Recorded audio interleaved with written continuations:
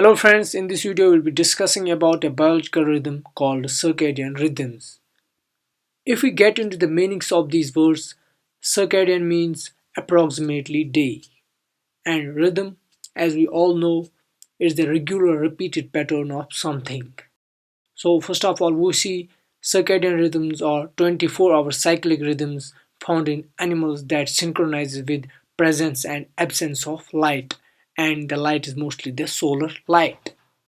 Second point we see here is the internal biological clock, what we call as endogenous clock. These circadian rhythms affect the overall behavior and developmental functions of an animals. But the three functions are getting more involved in these rhythms, and these include eating, sleeping, and mating of an animal.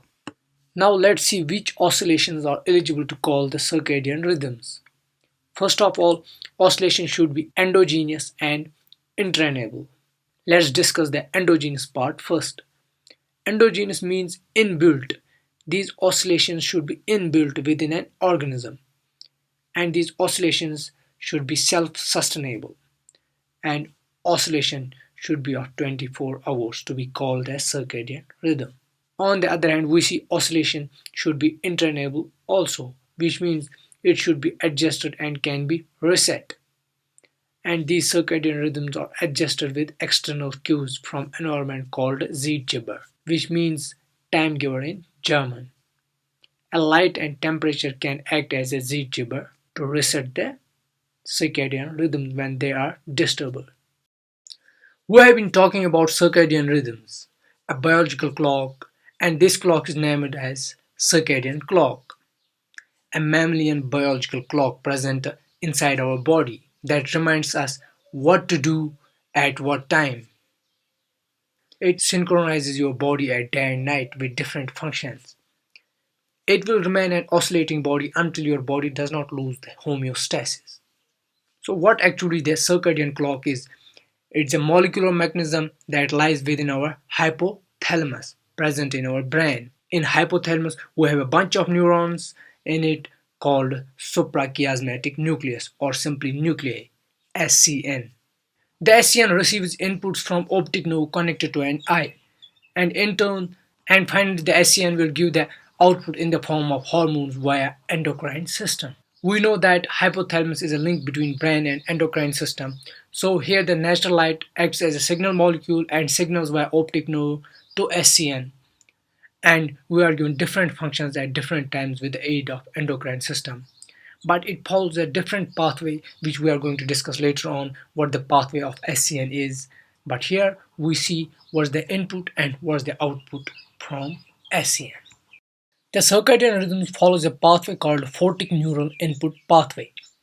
Here in this photic neural input pathway, the light will act as a signal molecule, and this light will be detected by our retina present in our eye.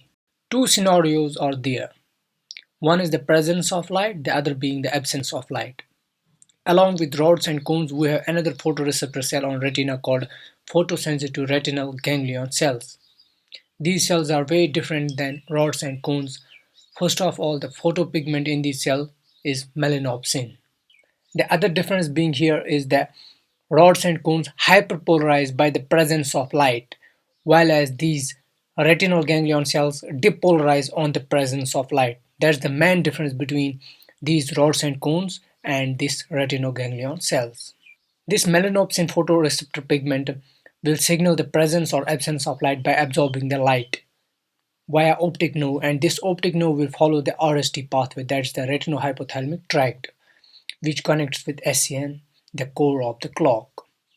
Thereafter, the SCN will relay output signals via PVN and SCG, that's paraventricular nucleus and superior cervical ganglia. And finally, the message will be delivered to the target endocrine gland, like pineal gland, which will be made to secrete or inhibit the production of melatonin.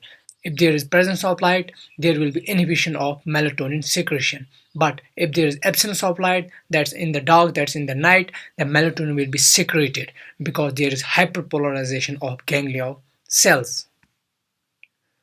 So this is all about the circadian rhythms. its molecular mechanism will be followed in the next video. I hope you like the video. If you like it, give it a thumbs up and make sure to subscribe this channel. Thanks.